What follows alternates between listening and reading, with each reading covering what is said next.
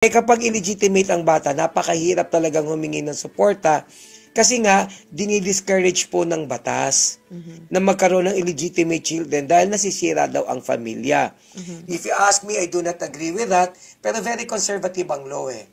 So yan ang unang pagtatanong natin. Ngayon, regardless kung ang anak mo ay legitimate or illegitimate, meron na makakayanan magbigay ng suporta, so kinakailangan magbigay ka talaga ng suporta because support is an obligation that is legally demandable.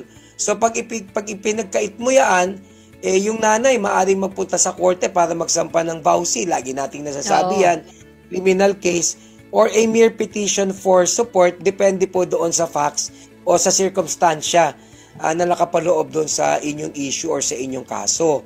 Ngayon, gusto ko lang linawin sa bandang huli na ang suporta po ay hindi dinidiktahan ng isang partido kung magkano Tama. at gaano ika nga kalaki. Kasi depende sa pangangailangan ng bata, depende rin sa kakayanan mo. At hindi po totoo na ang nagbibigay lamang ng suporta ay ang tatay. Yes. Kasi di ba sa kultura natin, ikaw ang tatay, ikaw ang gumastos. Hindi po totoo yan. Obligasyon mo yan. Kung malaki ang sweldo ng babae, di mas malaki ang ibibigay niya. Ngayon, sa tumawag po sa atin or sa nag-text sa atin, tandaan nyo po yung mga bagay-bagay na yaan. Ang pinakamagandang gawin nyo po ay makipag-ugnayan sa abogado.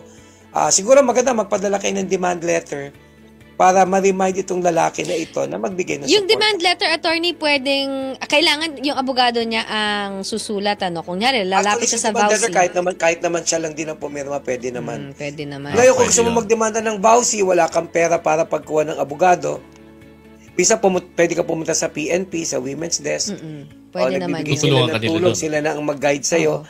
Or sa IBP, yung Integrated Bar of the Philippines, ang opisina niyan, kung saan may City Hall, malamang may office sila. Or sa PAO mismo.